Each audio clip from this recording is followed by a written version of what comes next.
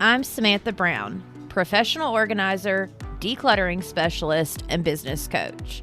I created Pro Organizers Coach podcast to empower you to reach new heights in your business. I am on a mission to build a supportive sisterhood of passionate professional organizers. So whether you're a seasoned pro or you're just getting started, this podcast is for you. Hey friends, welcome back to the Pro Organizers Coach podcast. On today's episode, I have a one-on-one coaching session with Alysha Martin. She started her business in 2022. Since then, life has kind of gotten in the way a little bit. The name of her business is Uncluttered Life, and she started it to help her clients simplify spaces and transform their lives. She has been helping people for about 10 years on the side. And then once she realized organizing was actually a thing, she started the business. And then over the past 2 years, life has gotten in the way just a little. So now we're going to coach on how she can kind of revamp this thing and get it going again so it can go where it actually needs to go. So thank you, Alysha, for being on the podcast. Thanks for having me. So tell me what your goal for today is. Walking away, what would you be like, oh my gosh, that was so good, if you could walk away with? Obviously, I do my own marketing, so trying to think outside of the box on getting a hold of people, grabbing their attention, helping them realize how I can help them. Because some people, they hear pro organizer or declutter specialist or whatever they hear, and my house is too much of a mess. I need to go through it before I have you come over. So just kind of thinking outside the box on how to grab those people's attention and help them realize that I can help you, and that's what I'm there for, right? Is to help you go through the mess. So absolutely. And then are you mainly using like Instagram, Facebook? Do you kind of have it set up to where you are focusing on one, but it automatically posts it on the other? Where are you at with that process? Yeah, so I do the Facebook and then it posts to my Instagram. And I have been trying to post more before and after pictures. I have my website. So anytime I try to post anything out there, testimonial or before and afters, I try to push it through everything. I've been throwing around the idea of not doing a blog per se, but just writing some articles and kind of, tips and tricks on stuff to, again, the more I'm in their algorithm, the more I'm going to show up and I actually post the stuff I want to grab their attention, right? So, just trying to think of things that I can do to grab their attention and have one or two things a day that I'm posting. Okay. And then are you on Google? No. Okay. Yeah. That's a huge one for me that has recently. So it's a pain in the butt to set up. Yes, I understand. But it's also like for some people, it's super easy and then they're on Google and they get verified. For other people, it takes a minute. I actually had one of my group coaching members yesterday tell me that she was having trouble setting up Google when she was using Safari as her internet browser. The second she went into her Chrome to set up her Google, which of course Chrome is Google, it went straight through. So that may be one of the reasons some of us are having issues and others of us are not. Anything you post on social, you can also upload to your Google. It's super simple and easy. It just becomes part of what you do when you post on there to keep it updated as well. But once I got to like 10 5-star reviews on Google, which, took a minute, but it didn't take super long. Then all of a sudden people started actually finding me on Google because, everyone opens Google and then they're like organizer near me or home help near me. And so if you're not on Google, you're not going to show up ever in that search. And that's how all of us search for people nowadays. Do you have like a PDF? Honestly, Google is so easy. If you just go to Google Business, like if you search Google Business, like it literally is like sign up for your business. And then it takes you through every single step and it just asks you questions and it's super simple. Perfect. Yeah. Thank you. If you get on Google and you can kind of make any post that you're doing, which of course you're going to uplink your website to Google and you're going to put all this stuff in Google. But then Google has it now to where you can like post because they're trying to kind of be like social media in a way. What I have noticed is any videos that I post, those are seen on my page immediately versus regular posts.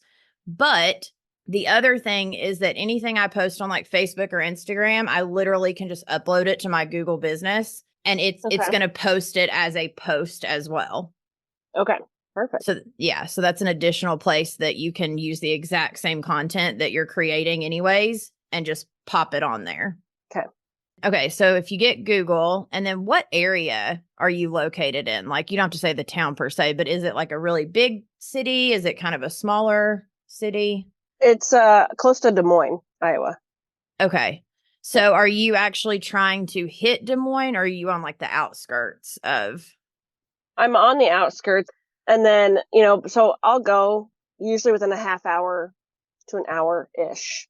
Just kind of Yeah, depends on what they're looking for, and obviously charging for drive time and that kind of stuff. So, gotcha. So the other thing I've kind of learned on like the SEO side of things is anytime that you go to create a post or you go to do anything for like SEO purposes, if you will put, like for me, the big town's Knoxville, but inside of Knoxville, there's like little towns called like Halls or Carnes or like these little small pockets of the mini towns.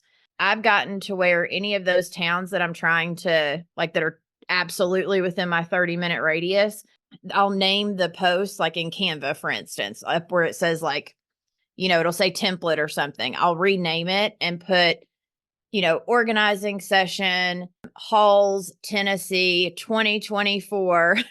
That way the algorithm knows like what it is. And then that starts to create those backlinks. So then when I do upload it to Facebook or I do upload it to Google, the name of the file is actually the SEO. And so that starts helping with the backlinks of them knowing like what areas you're trying to show up in. I just recently started using Canva too, so trying to do Good. all the things at once. Right? Hey, we all are. Absolutely. Yes. Yeah. And Canva's fantastic. It truly is. It just takes a minute to kind of get used to it. But as you get used to it, then it's so easy because then you can go back and literally just keep reusing kind of the same stuff over and over again. Yeah. How is your website? Like, has it been doing pretty good for you, or are you kind of trying to revamp that as well? Or So I created the website myself off of Wix. So I think, it's created, I think it looks cute. Like I've made my pages. I want it to be a little more interactive. I'll get notifications, you have a new visitor from such and such town. So I'm getting traffic of people looking at it, whether that's all my friends and family, I have no idea. But, either way, I want it to be a little more interactive on kind of how I'm using it. So like I post my before and afters. I have a testimonial page where I've had my past clients write testimonials that I'll kind of stick on there. I want to like add a picture of myself on the website. I just realized I don't really have. and on the homepage. Yeah. So they can say like, oh, you're a real person. Yeah. Yeah. And because 80 to 90% of people that come to our website, they see our homepage and then they either go to like the services page because they're interested or they leave. Right. So realizing that those other pages are nice, but the way I like to think about my website, and I don't know if this will help you or not, but I try to make the homepage almost like a summary in a way of the other pages. So I have those other pages. They're there if they want more information about those little summaries, but there's something of each page still on that homepage because I'm assuming that people are only going to see the homepage. And then they're either going to go to services, they're going to contact me, or they're going to leave the website. Right. Yeah. So just as you're looking at it, just think of it, but definitely a photo of yourself on that homepage for sure. Like you said, pay more attention to the homepage, but like have a page for, blogs or articles or something like that. So if people really are digging down deep in the weeds, if it's not just, I organize. Yeah.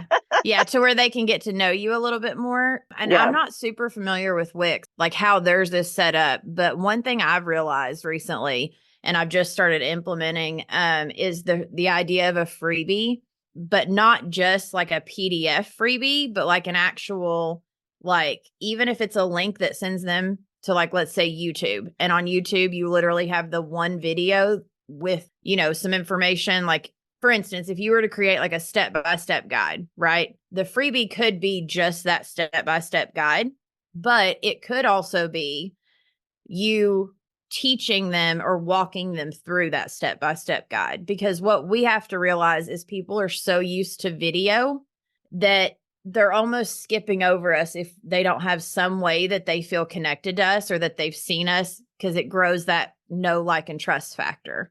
I feel like we're missing a big opportunity to give them a chance to get to know us if we don't have some sort of video, whether that's on the actual website, whether that's a link that it sends them to of us just, teaching them a little something. It doesn't have to be perfect. It just has to let them kind of get to know us.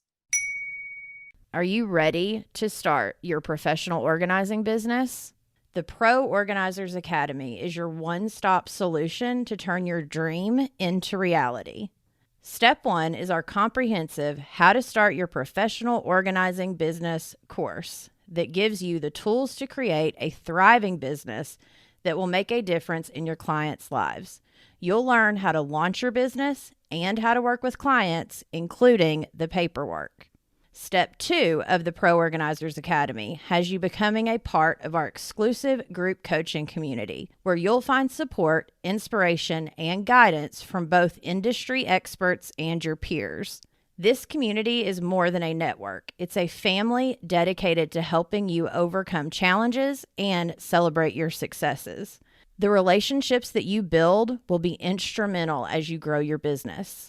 Then step 3 helps you create a website that converts, because in today's digital age, having an online presence is crucial. So in the website course, you get a website template specifically for pro organizers along with the teaching videos. This course ensures your online platform becomes a powerful tool for your business growth. Build your foundation the right way with courses, community, and coaching so you can streamline this part of the process.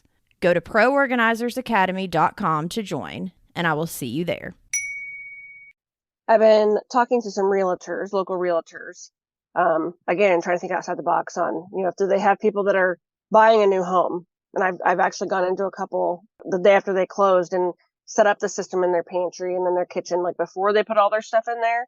Mm-hmm. So it's like, hey, if it doesn't fit, like, we're not putting a bunch of crap in there and having to kind of figure it out from there. So, yeah, I've reached out to some realtors and gave them some like rack cards type of things, little postcards that they can kind of stick in there with the picture and kind of a little bio. And again, you don't want to give too much because people aren't going to read it, right? But right. Enough to be like, oh, okay, I should get a hold of them. So yeah, no, that's good. And then the other thing is we all want to work with realtors, right? But the other thing that I think a lot of us don't think about is, I don't know if you happen to know of any like therapists or like a chiropractor, because people at chiropractic offices, they're worried about their health, or gyms.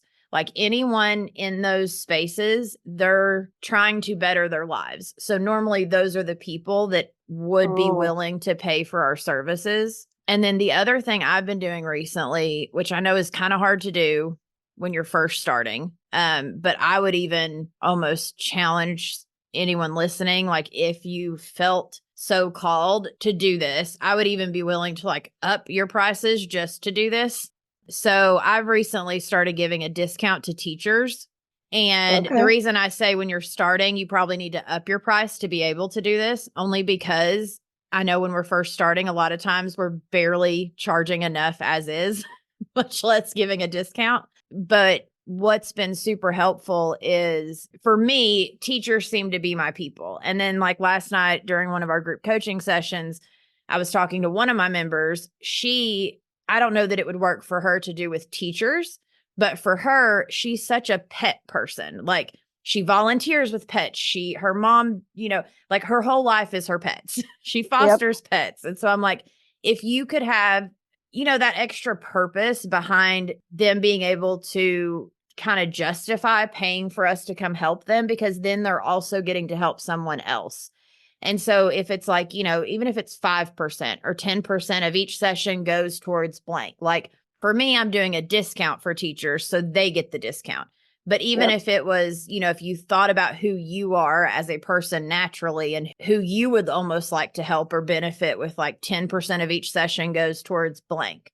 If there's something that you feel really connected with, more than likely your clients would feel connected with that as well. I like that.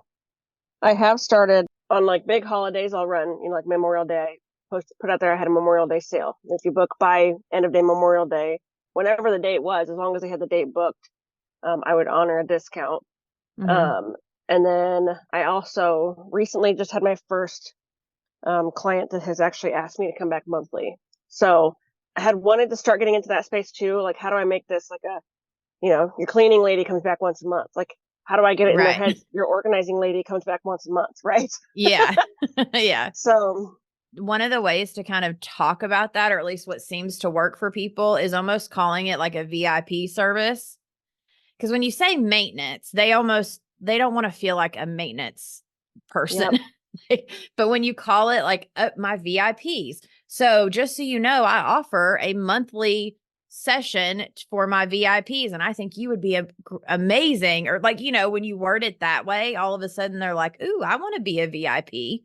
yeah, So it's more of like how you're presenting it to them for them. So most of the clients that I talk to about the fact that, hey, I may need to come back once a month or once every other month, whatever. For them, I normally wait until we've done a couple of sessions, and at least that first session, because what I've realized is 90% of our clients freak themselves out before the first session of, hmm oh my gosh, like I've got to get this done. She's going to come in. She's going to judge me. Like they have all these preconceived notions because they're judging themselves. And so their own emotional stuff is coming up and they're not meaning to put it on us, but it's getting put on us, which is why a sure, lot of clients cancel before that first session or they need to reschedule at the last minute. It's because they're freaking themselves out. And so when it comes to the maintenance sessions, a lot of my clients, I'll wait until after that first session or after a couple of sessions if I know I'm going to be there and need to do quite a few sessions.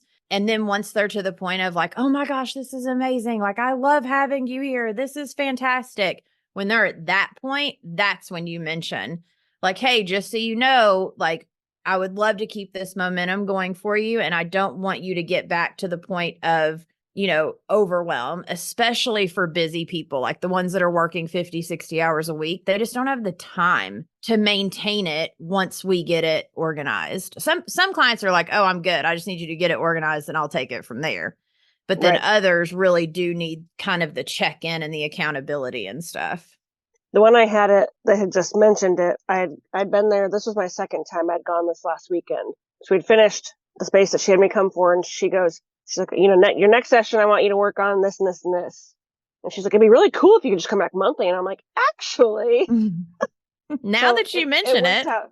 Yeah, it worked out perfectly. So I told her I'd set up a discount, which can be, maybe it's the VIP discount, right? Maybe that's what you call it. Because if somebody's going to come back to me monthly and she already booked 3 more sessions. So here's the other thing just to be aware of, right? So if you're going to give a discount, I don't know how you're charging right now. Like if you're doing it at the end of the session, if they have to pay when they book it, like I'm not sure exactly how you're doing it, but making sure that if it is some sort of like monthly reoccurring something or another, it needs to be paid ahead of time if you're going to give a Mm-hmm. discount, because if not, you're going to lose that day of work. I don't know. I just don't want you to get screwed on the back end of like, okay, I had this session booked. I didn't book anyone else. And then now they've canceled or now it's not working or now it's whatever. Yeah. If you're going to give a discount, it almost needs to be hey, I'm going to give you a discount because this is a monthly thing, but I will be billing the session on the first day of every month for that month's session or, Okay. something along those lines. And I need it to be paid before I come do the session, or I need it to be paid by the 5th or however you want to Okay. set that up. Okay. But I wouldn't give a Yeah. huge discount. Can I ask what you're charging right now? Yeah. So I charge 75 an hour. Oh, okay. Yeah, no, that's Um, great. I was doing 50, and then I went to like a organizing retreat last, I don't know, February, I think. And they're like, yeah, you're not charging enough. You got to charge more. I'm like, okay. And I instantly started doing it, and I've had nobody say anything. But I had this lady that I just did. I gave her 5% off. So I don't charge until the end of the session because it might take me 2 hours. It might take me 4 hours. She likes, this particular lady. She's amazing, but her and her husband like to talk, which I'm fine Mm-hmm. with. If you want to sit and talk to me, I'm totally okay with that. But if I'm there, I'm going to charge while I'm there. Right. So, Absolutely. I don't actually charge or make them pay until the end. Yeah, I Okay. still don't. Like, I still to this day charge at the end of my session for that day's session. You know, it's kind of what you said. Most of the time, I stick to my 3-hour session only because that's what works for me. Most of my girls that are just getting started, I recommend at least 4-hour sessions just to give you that extra hour that kind of is like a buffer, especially when you're first getting started. So you do have that extra time to like really get stuff done. But then, like you said, depending on like if you have the time or if I had the time to stay 5 or 6 hours, I would stay.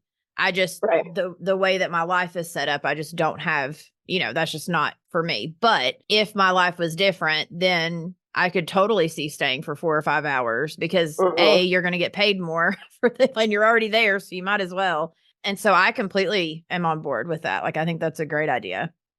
And then the other thing is, do you offer a like referral, like a referral incentive or a referral anything to Nope. clients? Hadn't even thought of that.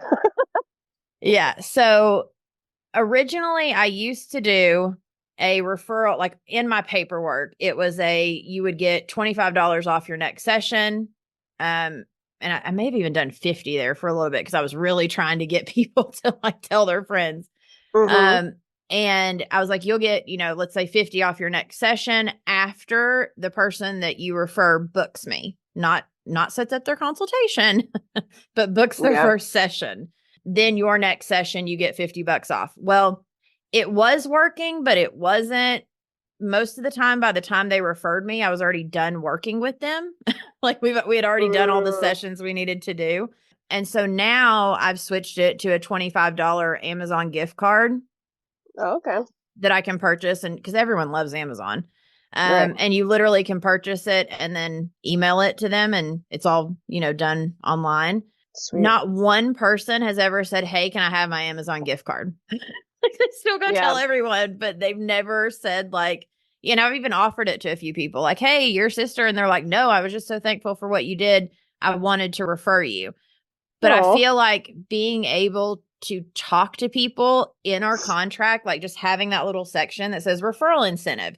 I don't know that it really matters what it is, but the fact that we're able to let them know, I would really appreciate it if you could refer me. And if you do, I'll make it worth it for you, essentially. Just having that open dialogue about it, because I don't think that they even think to refer us if we don't mention it ahead of time. Right. And I wanted to mention too, I'd found your podcast a couple months ago, and like started at the beginning and kind of went through and listened to them. And one of your podcasts, I couldn't tell you which one, talked about 17 hats. So I started using that app. Yes. Yeah. Is it helping?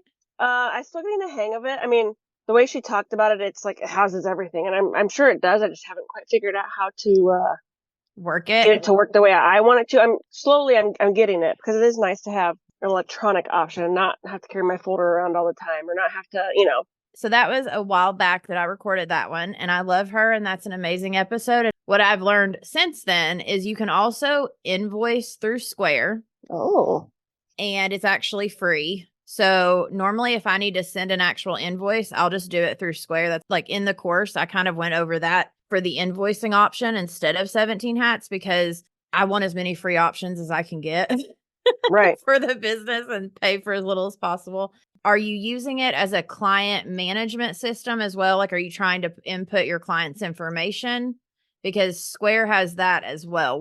You know, like it depends on what the goal is for you. Like, are you wanting to send invoices electronically? Are you wanting to send your paperwork electronically? What were you thinking? Right now I'm using it more as a contact information, kind of like a CRM. Like here's their name, address, phone number. Here's some notes, you know, when did I talk to them? Or a note on like, hey, this lady really wants me, but she can't afford me right now. Here's what I've talked to her about. I've talked to her about gift cards and prepay and, you know, just so if I go back in, I'm not like bothering these people because I have no way to like look and be like, oh yeah, I just talked to them last month. Oh, I love it. Yeah. And that's the thing with business is like taking those little steps. Like sometimes we want to do it all at once, but it really is about taking those little steps and just doing what's working And so if that's working for you, by all means, keep using that system, because you've obviously at least learned it that far. And if that's at least working for you, it is nice to have a place that you can go back and look and see who Yeah. you talked to, what you talked about. And then you can build on it from there later, like once you Yeah. get some of this other stuff done. So you had said something about prepay. I don't know if you realize this is a thing or not, but actually Kristen in the membership, she had started doing it. And I didn't even, this is why I say the membership, like I learned just as much as anyone else would. I had not a clue that, the like Klarna, for instance, like on all the apps where, they can get approved to pay and then they make monthly payments. So Yes. as small businesses, we can apply for like Klarna and stuff to where our clients can actually get approved through that. We get paid up front and then they make the payments to Klarna or any of those, not buy here, pay here. That's not the right word I'm looking for. Right. But Like those, Affirm, Klarna, where you only pay $25 yes. today for 4 months. Yeah. Yep. To where they are able to then make payments, but we can still get our payment up front. What if they stop making payments? That's between them and Klarna or them and whatever. Like it has nothing to do with us because they're essentially running their credit and getting it approved ahead of time. But for those clients that really can't afford us, but really need the help, like for instance, if someone was getting ready to have to put their house on the market, like I had that happen not too long ago where it was an older lady, her husband had passed away. She was getting ready to go to a assisted living. She couldn't pay for anything until the house sold, but we needed to get all this work done before she got the house even listed. Mm-hmm. And so I was kind of left with this option of like, well, do I just not charge her, hope her house sells, and then hope I get paid someday for the, Right. and so in cases like that, it really is nice to have that as an option for your clients. The other thing, and this is kind of why packages never worked for me. I just want to like mention it. So for me, I'm the only one bringing in an income in my family. And so I need to know that I have income coming in. So that's why every day that I work, I know I get paid that day. I know I can essentially count on that money to be there for the most part. The idea of packages to me was always like, okay, it would be great that I get this lump sum right now. Problem is if a month from now I'm still working with that client or 2 months from now, that money honestly is going to be gone. Right. Then I'm going to feel like I'm working for free, even though I'm not. That's how it's going to feel. Like right now, I have a check in my car from a trust company that called me. Technically, I could totally go ahead and cash the check. They wanted to go ahead and pay for 3 sessions for one of their clients. Well, for me, I'm like, I am not cashing that check until all 3 sessions are done. Because it makes me feel better knowing that that money's there. Because what if I do 1 session and she decides she doesn't want the other 2 and then I have to reimburse it or then I have to, Right. and so for me, when it comes to money, it was always like, so I just mentioned that to say like, be aware of how big of hours, maybe if someone is going to use like a Klarna or something along those lines, just be aware of if you do get that lump sum of money, maybe it goes to the side essentially until those sessions start to happen. That makes sense. Yeah. Just in case, God forbid, something were to happen and they were like, never oh, I know. want my money back. Yeah. Right. Super random question. Yeah. So I love to read. I'm always been kind of a book nerd. And in the past couple of years, I've always felt like I wanted to write a book. Never really knew what I wanted to write it on. I had never really had any ideas, and it's kind of sparked back up again recently. Organizing is my passion, right? There's a million other organizing books out there. So have you ever wrote a book? 2, have you ever coached anybody that's writing a book or wants to, or? I've not technically coached her on the book part, but I'm super impressed and proud of her. So one of my members, she actually just the other day showed us inside the membership. She is writing children's books for how to organize. Oh, I love that. And they I'm getting goosebumps thinking, talking about it, because during our group coaching session, she was like, hey, can I show you all what I've come up with so far? And she goes to show us, and every one of us were like, oh my gosh, they're amazing. At the end of it, it goes back over the questions for the adults to ask the kids. And like it's amazing what she's doing with that. And so Yeah. honestly, like I know that there's a ton of organizing books out there, but there's also all of these subcategories that I think we sometimes forget about, like kids or Yeah. like organizing for your pets or I don't know, there's so many subcategories and like doors that can be opened for you through being an organizer that I feel like writing a book is a natural progression for a lot of us. And then I also feel like, you know, teaching or presenting becomes like a natural, or coaching, like all of these things kind of are very natural evolutions of Right. starting as an organizer and working into that for sure. I just talked to a lady the other day. So she was a part of a group of organizers. It was like 10 organizers that each one of them kind of told stories. And I guess the book's going to be coming out soon or something. But it was supposed to be like the realness of being an organizer. That was a really good spin on it because the person that was writing the book didn't even actually write the book. They more got information from 10 other organizers. They put it all together and now it's still their book. It's just co-written by all these other organizers as well. In my head, it's more like I want to have, because I've read plenty of books and different things where like there's a workbook that comes with it and you can buy the workbook separately, but then I have to carry two books around. And so somehow, in my head, I want to have the workbook kind of intertwined within the book. So almost Not like so much, a course, but in book form. kind of, maybe. The only reason I say that is because, like, for the course that I just released, it literally, there's like 50 videos and each video has its thing, but it was very important for me to have a workbook. It was very important for me to have each step, like one step at a time. Like, there's only 12 modules, but there's like 50 videos, and then there's the workbook, and then there's the paperwork, and then there's the, and Mm-hmm. so I feel like creating a book would be a lot like creating a course where you almost have to like break it down into these small things. Yeah. Um, but I also know that it has taken me, I've wanted to create a course now for 3 years. Like I kept saying, it's Yeah. coming, it's coming. Like I knew it was coming. I just didn't know when or what it would look like. And so I feel like sometimes we have to walk through what we're walking now and like God will plant a seed of like, hey, what about this thing? But it's really meant for the future. It's just a seed Mm-hmm. that's being planted now and that we're working towards, of knowing that one day it will come. Gotcha. I like that. Yeah, because I don't want you to get distracted by the book until the business is like, Yeah. because you have so many things on your plate right now. And as an entrepreneur, it's so easy to get like distracted by like shiny new object syndrome.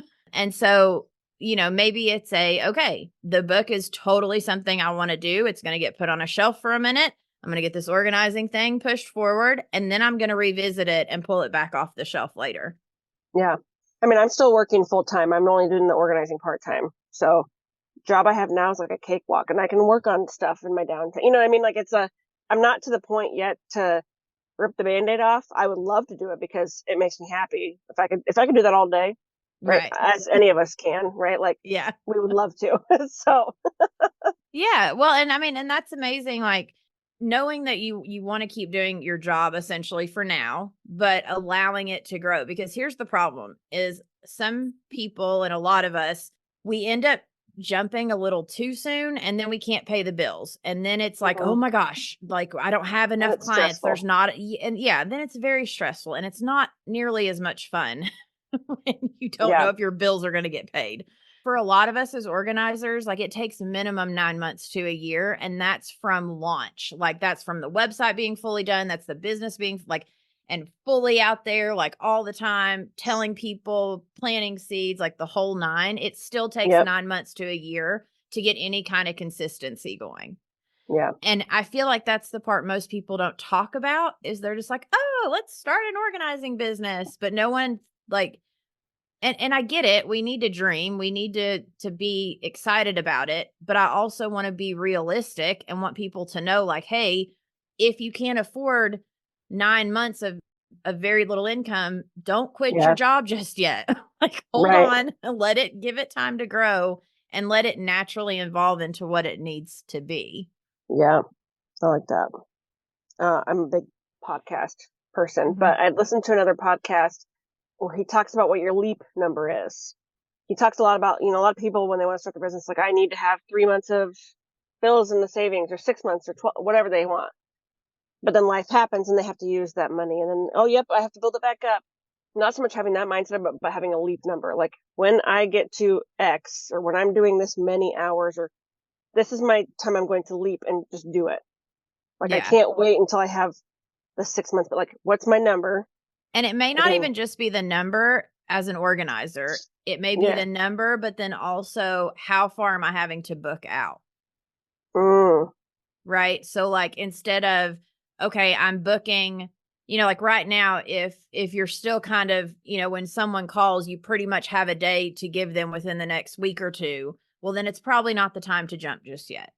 No. But if you get to the point that you're looking into next month to go ahead and like book someone, which I know you don't have that many days technically most of the time, but once you're booking like a month out, it may be time to start looking at like, okay, is it time to jump, or is it time to maybe like hire someone else that could, help me with this, that I could send out more regularly to see if the momentum is still there, and if I'm going to have enough people before I jump from my, cushiony job that I love that pays the bills.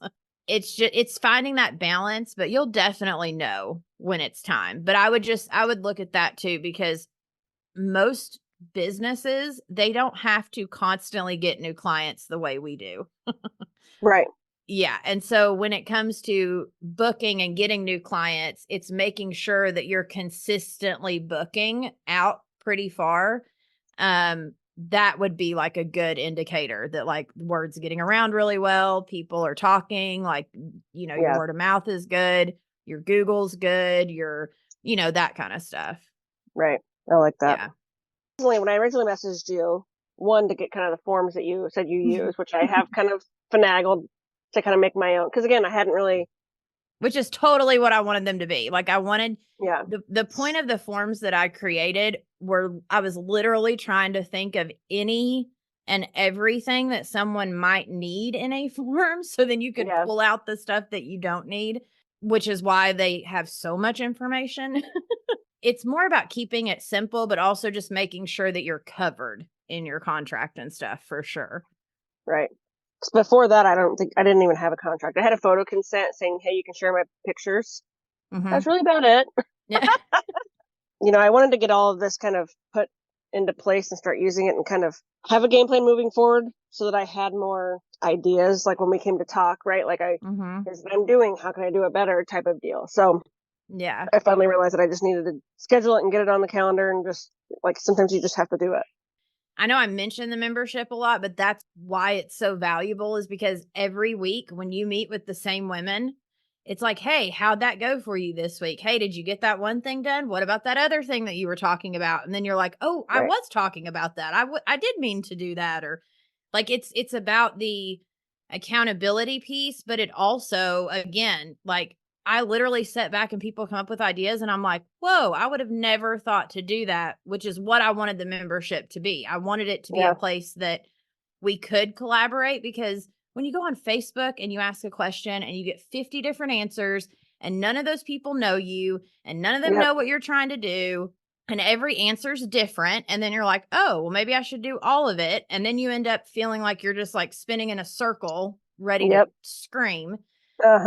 I was like, I'm sick of it. Like, I'm sick of of that, And so when I started the group, that was kind of the point, was just to where we could meet. And no matter, because some people are 3-4 years in, some people are just now starting, some people have been doing it a year or two. Like, everyone's in a different place, but we all are able to help each other somehow, some way, I get exactly what you're saying, of like, sometimes you just have to put it on the calendar, or you just have to like set it up and like make your list and then just start doing what it is that you're wanting to get done. Right.